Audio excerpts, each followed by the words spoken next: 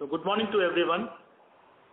I would like to welcome all the investors and analysts on this call. Hope you have reviewed our detailed numbers as well as the presentation. We have ended this quarter on a promising note in terms of the toll collections.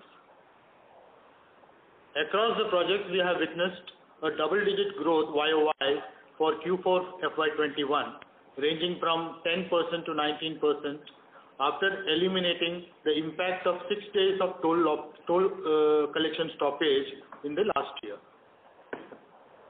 For the portfolio, the numbers have been stronger, would have been much more stronger had our Amritsar Pathankot project also contributed to the same. However, due to the ongoing farmers' protest, tolling for the project has been halted since last October beginning. We have of course intimated to NHAI of this event and expect compensation under force majeure clause of the concession agreement, where we may receive 50% of the O&M and interest costs as reimbursement in cash and an extension to the concession period to compensate for the revenue loss during the toll suspension period. Our per day collections have improved to over rupees 49.1 million for the quarter ended March 21, even without any contribution from the Amritsar Pathankot project, as compared to 46.8 million per day for the quarter ended March 20, considering only the operational 85 days. A resumption in tolling for Amritsar Pathankot project will take this number to new heights and is expected to lead a stronger double-digit YOY growth for the portfolio in the coming quarters. From the second fortnight of April 2021, various state governments have imposed restriction on the travels considering the resurgence of COVID cases, and this has led to a slight softening of toll collections. As per provisions of the concession agreement, we are eligible for extension of concession period if the toll collection drops below 90% of the average collection before such intervention. Various international rating agencies are forecasting double-digit GDP growth for India, even after the second wave of COVID for FY22. With a double-digit GDP growth for FY22, we expect to deliver around 10 to 12% growth in the revenue for FY22, in spite of the soft collection in the recent weeks. This would further be facilitated by a higher WPI, which for the month of March 21 was reported as 7.39%. Two of our projects, Bharuch Surat and MVR, which are directly linked to the WPI, will benefit from this in the form of a toll rate revision of 7.39% from July 1st and September 1st respectively. With respect to the addition of assets to our InvIT, we are evaluating favorable HAM and BOT projects, and before the end of FY22 should add at least one more asset to our portfolio. I would now request Mr. Rishabh Gandhi to take you through the financial performance for the quarter and the year. Over to you, Rishabh. Thank you, sir. I would like to present the financial analysis for the quarter ended March 21 compared with the quarter ended March 20. The total consolidated income for the quarter ended March 21 increased to rupees 334 crores from rupees 316 crores in the quarter ended March 20, registering a growth of 6%. The consolidated toll revenue for the quarter ended March 21 increased to rupees 326 crores as against rupees 305 crores in the quarter ended March 20, registering a growth of 7%. EBITDA for the quarter ended March 21 increased to rupees 275 crores from rupees 253 crores in the quarter ended March 20. Interest cost, including interest on premium deferment, for the quarter ended March 21 decreased to rupees 35 crores from rupees 38 crores in the quarter ended March 20. Depreciation for the quarter ended March 21 increased to rupees 190 crores as against rupees 172 crores for the quarter ended March 20. Profit after tax for the quarter ended March 21 increased to rupees 50 crore from rupees 43 crore in the quarter ended March 20. I would now request the moderator to open the session for question and answer. Thank you very much. We will now begin the question and answer session. Anyone who wishes to ask a question may press star and 1 on the touchtone telephone. If you wish to remove yourself from the question queue, you may press star and 2. Participants are requested to use handsets while asking a question. Ladies and gentlemen, we will wait for a moment while the question queue assembles.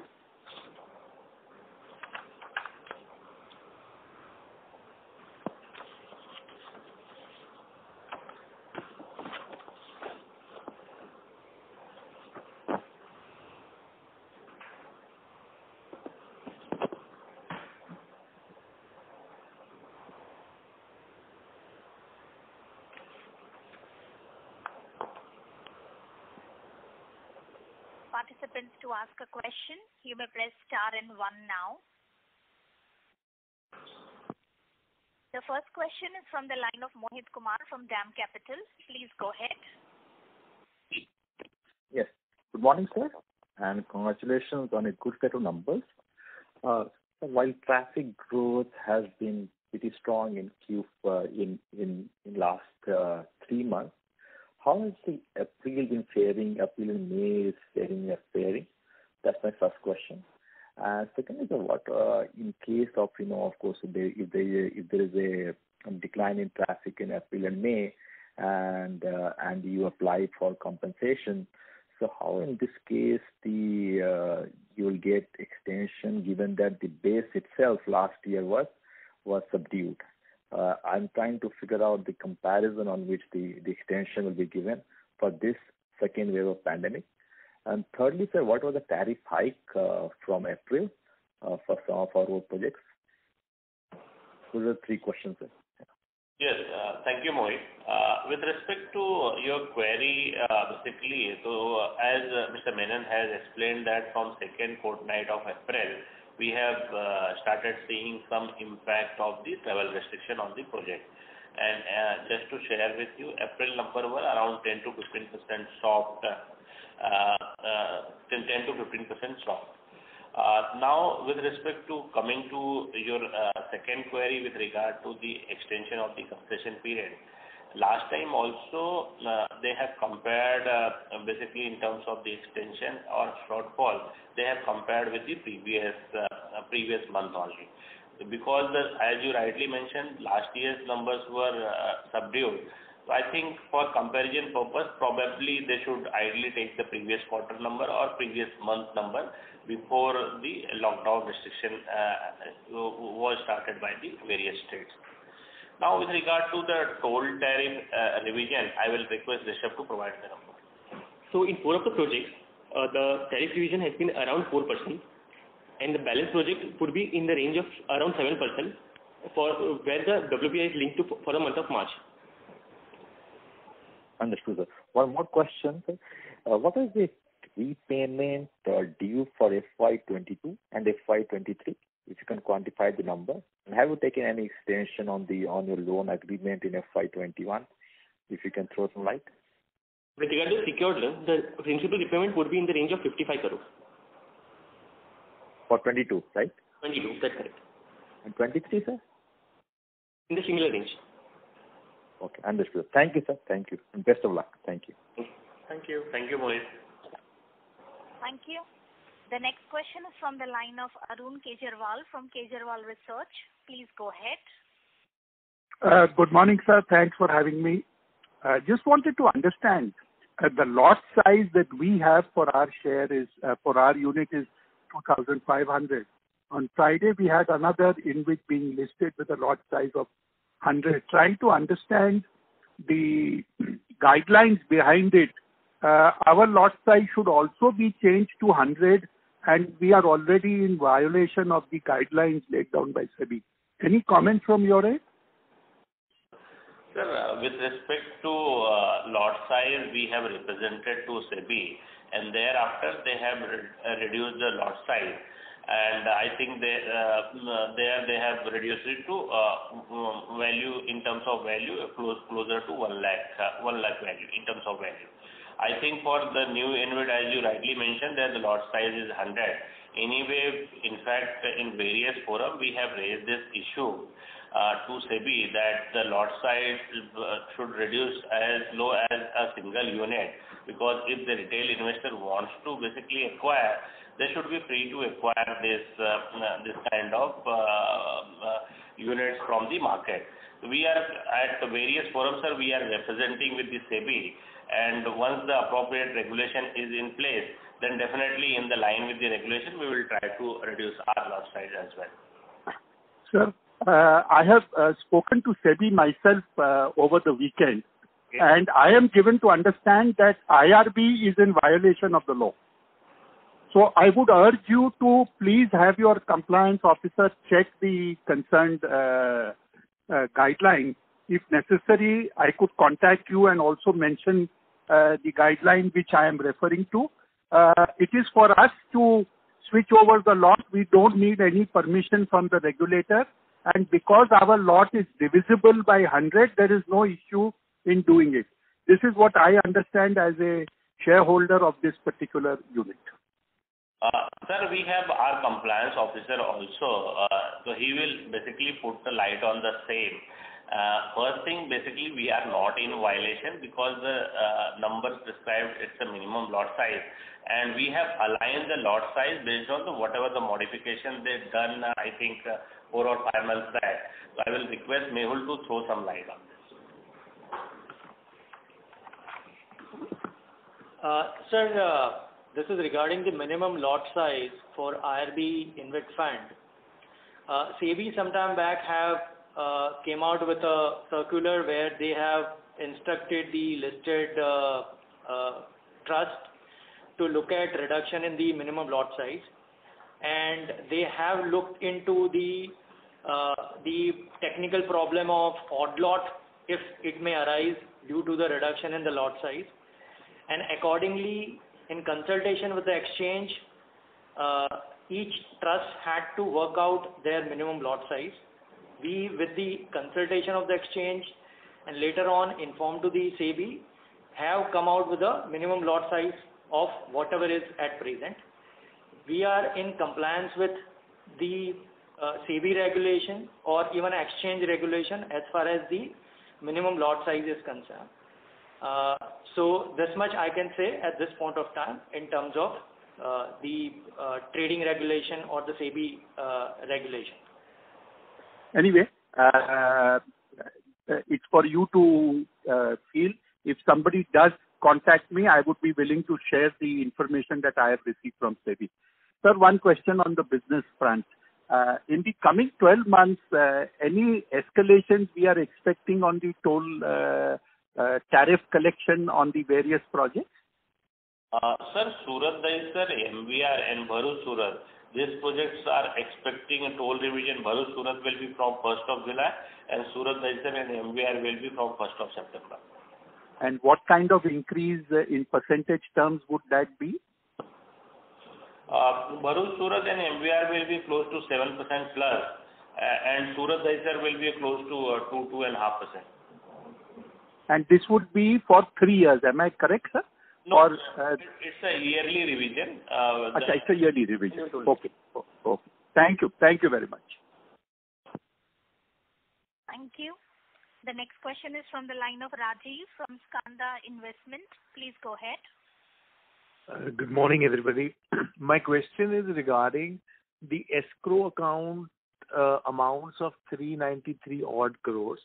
Would you be able to let us know how much of this is the TC share, that's Tumkur Chitragurda SPV, and is that a share locked up for some reason because of our dispute with NHA? This particular escrow has been debarred, like there's an embargo on that by court order upon request of NHAI because of the dispute on the additional premium. But now NHAI, because of the COVID restrictions, the court is also not hearing the matter. at this point of time since the last 1 year due to COVID. They are only taking up urgent matters. But now NHAI has approached us and we have mutually decided that we may end this dispute on conciliation. So the process is started for the conciliation. So I think soon we will have this embargo on this escrow account released. Then we will be able to pay all this interest and premium part of Tumkur Chitradurga. So how much amount of this 393 would be TC share roughly? Approx 350 crores. All of it, almost all of it is there. And why did NHAI go to court? I just saw a recent order for contempt that some withdrawal has been done. The contempt that what they have observed from the escrow account, they have observed some entries in the debit part of escrow account done by the escrow bank itself as its charges. Oh, okay. So, so they have misread it and went for a contempt. I think they have understood. That's a little crazy. Okay. And, the court has asked us to deposit some 63 odd crores, some interest amount. How have we accounted that in our balance sheet? So the court asked us to deposit 12.74 plus 4.24 plus 46.78. So about 63.76 plus some interest on it. That 46.78 which you have told in the later part. Right. Applicable because they considered only 2 months of debt servicing, because InvIT was formed in 2017 and the entire debt got transferred to InvIT. So that 46.7 will not apply. We will be conciliating on the 12.74 and 4.76 and we will soon reach a conciliation in that matter. Fine. And my second question is regarding an important project which is Pathankot Amritsar, which unfortunately is totally at standstill.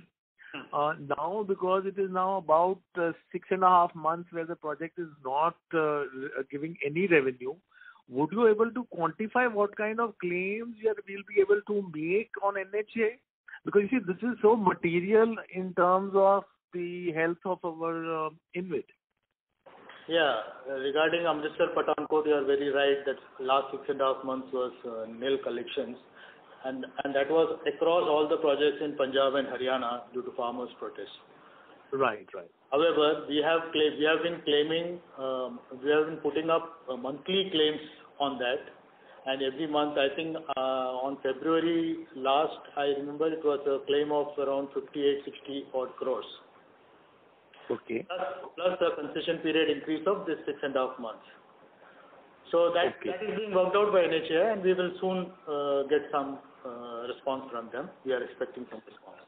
So this 58 crores is for the period up to February, or is it for February month? That is what I remember on February.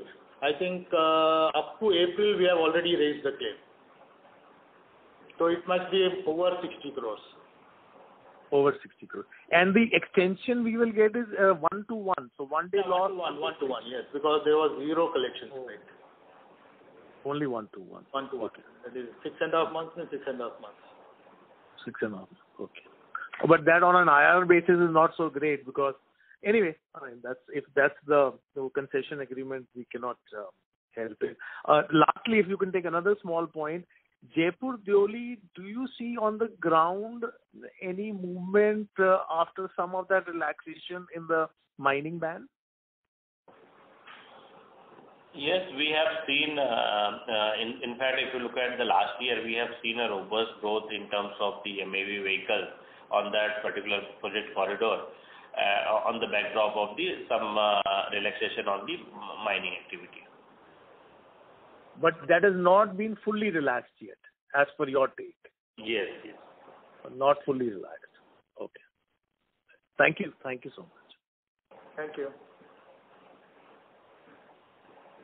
Thank you. The next question is from the line of Dheeraj Dave from Samvad Financial. Please go ahead. Yeah, thanks for giving me opportunity. Am I audible? Yes, Dheeraj. Yeah. So the one question I have is on result page 87. We find this NHAI premium obligation of around 5,700 crore. So which is shown as 440 crore being current and 5,305 crore being non-current. This is in consolidated result on page 87, whatever is being submitted to stock exchange. So what is this exactly? Can you give some detail exactly why this is appearing and how it get accounted for? So this is regarding the Tumkur Chitradurga project, where we have an obligation to pay a premium to NHAI on annual basis. So in accounting, as per accounting standard, we have created an asset on day one and corresponding obligation has been created on day one. So the obligation is reduced to the extent of actual payment on annual basis, and the asset is amortized over the life of the concession. Okay. But if you look at 5,300 crore, like if assuming even kind of 20 years life, it would be a kind of 250 crore kind of, if I'm taking just a ballpark calculation. And are we getting that kind of collection, or like how exactly is happening? See, in terms of the collection will be continuously improving on the project because there will be a 10 to 12% revenue growth, and that collection will get ballooned up if we extrapolate with the current number to the future number. And the premium on this project was initially started with 140 crore rupees per annum, increased by 5%. Okay. So basically, cash flow wise, while we'll be paying, but there is corresponding assets being created. So what is the impact of cash flow and how it gets accounted in NCDF? If I may, means I'm not expert in this field. So if you can just, we do see some kind of NHAI payment coming in NCDF for this project. But this 5,700 crore, like accounting wise, how critical would it affect cash flow in future? Yes. Whatever payment we are making every year, that is we are getting reduced from the cash flow. As Rishabh was explaining that we have created an asset, and as against that particular asset we have created an obligation. Out of the obligation, whatever payment we are making, to that extent the liability gets reduced, and for P&L it's the amortization of the asset. Accordingly, whatever the exact payment we make it to the NHAI, that we reduce from our NDCF. Fair enough. And can you give me some idea about what was the total major repair expense during FY21 for all the projects of company? If you can give breakup by project, that would be helpful. So on a cash flow basis, the total O&M expense was close to 190 crores. Breakup wise, we'll update on the while we give the annual report. Okay, fair enough. So this is a 190 crore, and this broadly this would have been paid to the project manager? Yeah, because it includes the O&M both periodic and routine. Okay, fair enough. Wish you all the luck. And third part, like if I may just squeeze in, any idea means why we are trading at 53, 54, and if we are looking at project acquisition, which management indicated, IRR on current yield, if I assume 2.5 rupees in distribution, 10 rupees kind of rate, it's coming at approximately 17-18%. Are we be able to get some kind of asset which will give us IRR of 17-18%?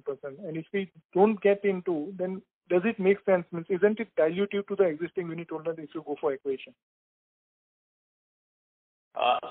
We were also in the same dilemma, and basically as of now this 17-18% kind of IRR which we are talking about is on the BOT asset. And from the listing last 2 years we were looking after the acquisition, but because of this current IRR and IRR available on the project, we were not able to acquire those kind of, we were not able to acquire any BOT asset. But with respect to HAM asset, with there the amount is assured by a kind of assured annuity from the NHAI, and NHAI being a AAA rated, I think HAM project even if bought at lower IRR will add value to the unit holder. Secondly, the acquisition will not be happening on raising the additional equity, additional units from the existing unit holder. It will be done through the debt, and if the cost of debt is around 7.5-8%, and even if we are buying a HAM asset of around 10-11% kind of discounting, WACC of 10-11% kind of discounting, still it will add value to the unit holder. But it would make, means I know we are restrained by the regulation, but idealistically we should buy back our unit because they are giving us 17% vis-a-vis means kind of it. But anyway, I appreciate management reply and kind of it, and wish you all the best. Thanks. Thank you. Thank you. The next question is from the line of Rishabh Dalal from Praveen Retail Shares and Stock Broking. Please go ahead. Yeah, hi. Thanks for the opportunity and congratulations on a good set of numbers. Just one question on this new asset acquisition that you are planning to make. So you say in your opening remarks that before the end of the financial year 22, you should be adding at least one asset. So if you can, throw some light on what kind of an asset will it and what kind of impact will it have on the NDCF, that would be all from my side. Yeah, thank you. Basically, to provide any precise number, what kind of addition it will make to the NDCF, and typically this project to begin with initially will not contribute any significant amount in the NDCF. And secondly, we are looking at to acquire basically HAM asset. So there also there will be steady state of cash flow which will be available, and there will be some minor addition to the NDCF. But those details we can provide basically once we are on the advanced stage of the acquisition. Okay. And so will you be raising some debt or will you be raising equity to actually purchase this new asset? So basically, probably it will be through debt only. And secondly, in the HAM asset, the cash flow is evenly distributed over the life of the asset. So to begin with also, there will not be any negative cash flow, and whatever the debt we will be raising, we will be able to service from the project cash flow itself. Okay. And so after this acquisition, what kind of a target debt to equity will you be having? Just a rough idea. I don't expect a pinpoint number. Basically, we don't want to go beyond 1:1 debt equity, and we have still headroom of roughly 45 billion. And the entire stuff may not be utilized in this year only. This we will do the acquisition over the period of 2 to 3 years. Okay. Thanks a lot. Thank you. Thank you. Thank you. The next question is from the line of Sagar Khanna from EWC. Please go ahead. Hello. Yes, sir. Yeah, I had a couple of questions. Can you tell me the projects which will where the term will expire over the next 2 years? So Surat Desai and Bharuch Surat will the concession period for Surat Desai and Bharuch Surat will expire in FY23. What kind of cash flows will get impacted? What percentage of our existing cash flows will get impacted, and in turn, what kind of DPUs distributions will get impacted? Surat Desai and Bharuch Surat contribute to EBITDA around 30 to 35%. Okay. And the other projects, if post-COVID recovery, if they normalize, the impact would not be that material. I think once both the project goes off the table, then right. a couple of years, the DPU, which is around 2.5 rupees per quarter, that may come down in range of 6 to 7 rupees per unit. This is based on whatever the projection valuer has given. On that basis, we are discussing that. So when you say 6 or 7 rupees, what kind of traffic growth and tariff hike you are assuming over the next 2 years? I think traffic growth of around 6% and tariff hike around 4.5 to 5%. So basis that, you are expecting a DPU of around 6 to 7 rupees. Is that correct? Yes, without concession. Excluding Surat Bharuch and Dahisar Surat. Yes. Got it. And what kind of projects will get added over the next 2-3 years? Once these projects, what are our plans? We have headroom of roughly 45 billion in terms of raising through a debt and acquiring the project. Over the period of next 2 to 3 years, we will try to add at least 1 or 2 assets every year through a debt acquisition. And when we basically acquire the project through debt acquisition, cost of debt will be around 7.5-8%, and the discounting which will typically use will be around 10 to 11% for the HAM asset. By that count, there will be yield accretive to the unit holder to the extent of 200 to 250 basis points. and on that basis we will be acquiring the project. Got it. Now, since the promoter has already crossed more than 3 years, which is mandated to hold these units, any change in plans or any thoughts of promoter divesting or getting a new partner? See, basically in terms of partner, definitely at appropriate time we may induct a kind of financial investor or financial partner. Right. But with regard to the selling of the unit, we don't have any intent to sell our unit of 16-17% what we own in the public trust. Got it. Got it. Okay. Thank you, sir, and all the best. Thank you.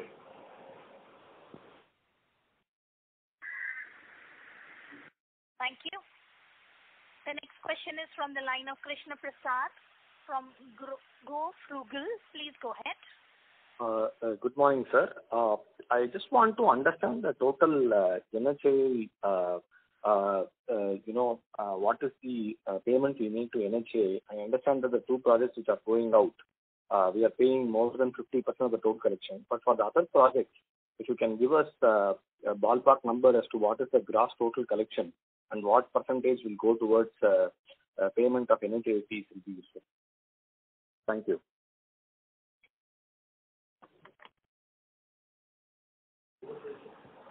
So the revenue share paid to NHAI is only in case of Surat Desai project and only in MVR project where we have to pay 22.5% revenue share to NHAI, and only in case of Tumkur Chitradurg there is a premium payment to NHAI, and in rest of the project there is no payment to NHAI. Okay, sir. I just want to understand, see, you mentioned that the EBITDA is 35, but if I look at your presentation, the EBITDA of the two projects, outgoing projects, comes to around 51%, right? So if you can clarify, it would be useful. Thank you. See, EBITDA definitely comes and the premium goes basically out of post the EBITDA. And today, though the EBITDA will be around 50%, as the revenue of the other project will grow, then basically after the 2 years when these projects are going, at that time their contribution will remain in range of 35% to 40% only. Even Pathankot, there is no toll collection in the current quarter. Yes, sir. Yes. No, sir. I'm just trying to see what impact will have when the two projects goes out, because I'm not able to reconcile how you are arriving at that 7 rupees per unit. So that's the reason why I asked. Sir, I think we have uploaded last time valuation report also on the website, and this time also we will be basically putting the independent valuers report on the website. They have also given a projection till the end of the concession, along with whatever the liability we have on various projects. If you look at the valuation report also, it translates roughly 6 to 8 rupees of payout per unit basis to the unit holder. Okay, sir. Thank you. Thank you. The next question is from the line of Dhwanit Savla, an individual investor. Please go ahead. Well, in this troubled times.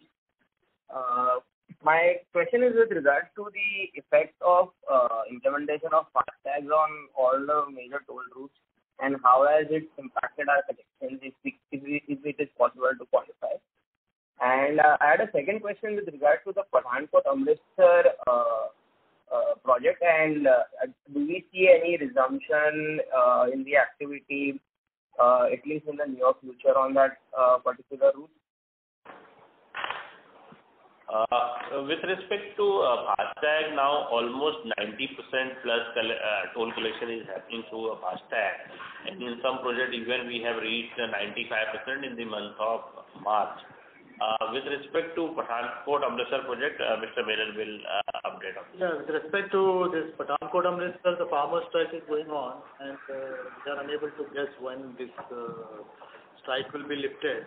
But we are claiming our losses to NHAI, and as I have explained earlier also, On February or March, it was around 58 crores which we have raised the claim. And the concession period increase will be 1 to 1. That is. Sorry to interrupt, Mr. Savla. So there's a disturbance coming from your line. Request you to mute your line while the management answers your question. Mr. Chawla, are you able to hear? Yeah, I'm able to hear. I just muted my line as per the operator's instruction. Hope you heard the reply, or should I repeat? Yeah, can you just repeat the reply on the Pathankot Amritsar? I couldn't hear it clearly. So I will again repeat. Amritsar Pathankot project, farmer strike is still continuing, and we are unable to guess when this will be lifted. But we have been raising our monthly claim on a regular basis with NHAI, and on February or March it was around 58 to 60 crores, and our concession period increase will be 1 to 1 with the stoppage of toll, number of days of stoppage of toll collection, which means 6 months of stoppage means 6 months of concession period increase, and that is very clear in the concession agreement. Okay, thank you. Just a follow-up on my first question. Have we seen better realizations due to implementation of FASTag, or is there no material impact or something which we can judge? So basically, with respect to implementation of FASTag, the operational efficiency has increased, but we can't say because of the implementation of the FASTag, toll collection has improved significantly. So it has resulted more operational efficiency. Okay, all right. And even so, the cost of implementation of the whole thing, I think it has been able to absorb it. See, basically all the lanes were FASTag enabled from the beginning only. There is no significant cost. They have been given some change of scope also on account of hybrid lanes, conversion of hybrid lanes. So cost is more or less being reimbursed by NHAI, even though we might have spent a little bit more to increase our efficiency. Okay. Thank you very much, sir, and all the best for the coming quarter. Thank you. Thank you. The next question is from the line of Harsha, an individual investor. Please go ahead. Right. Sir, a couple of questions. Firstly, on the financials of the SPVs. So if you all could upload those financials on the website, that would be very helpful. So we would be uploading the annual report before the AGM. You can refer to the annual report, sir. Okay. And the second question basically is on the two Surat-Dahisar and the Bharuch-Surat projects. So basically the loan outstanding to the trust combined for both of these projects is 150 crores. And I have about 1 year, 12 to 14 months of outstanding concession period for the two projects. So the collections over this period will be much higher than the 150 crore. So what would be the surplus money that would be left in both of these projects against the equity investment? So basically, as the form of distribution is interest, repayment, and to the extent of the profit, it will be distributed by way of dividend. So basically, the entire money at the project level will get upstream in three forms of the distribution. So there will not be money left at the project level. And also this 150 crore loan itself is from the trust, so that's not the external debt. That also get upstream to the trust only. Right. So sir, 150 crores is the loan. There would be another 30 odd crores charge of interest for FY22. So we would be looking at a 180-190 crore of distribution from these two projects in terms of debt and interest. And since both of these projects don't have positive reserves, how will the distribution happen in the form of dividend? So what will happen, we will distribute minimum 90% depending on the type of distribution we have received from the SPVs. So if it has been received in the form of interest, the same will be distributed in the form of interest. Okay. Thank you, sir. Thank you. The next question is from the line of Mohit Kumar from DAM Capital. Please go ahead. Hello. Yeah, hi, Mohit. Yes, sir. Hi, sir. Sir, what was the average tariff hike in the entire portfolio for FY22? If I remember correctly, last year Surat Dahisar had a 1.7% tariff hike, while the Bharuch Surat had 0.4%, right? So just to share with you, Bharuch Surat and MVR gets a tariff hike, whatever the WPI is applicable as on 31st March every year. Right. And Surat Dahisar it's the average WPI during the year. Correct, yes. So that's the reason you're expecting a slightly higher tariff hike in Bharuch Surat and in MVR, right? Yes. Okay. Understood, sir. Thank you. Thank you. The next question is from the line of Parikshit Kandpal from HDFC Securities. Please go ahead. Just a question on the taxation rate. Sorry to interrupt, Mr. Kandpal. So there is a disturbance coming from your line, sir. Hello. Is it better now? Sir, I request you to move to a better reception area. There is a lot of disturbance coming from the background. Okay, one second. Hello. Yeah, Parikshit, better. Yeah, go ahead. Just one question on taxation bit. So are our SPVs in the old tax regime or have they migrated to the new EPR? So just wanted to understand whether the dividend will be free in the hands of investors or not. So just some sense on that.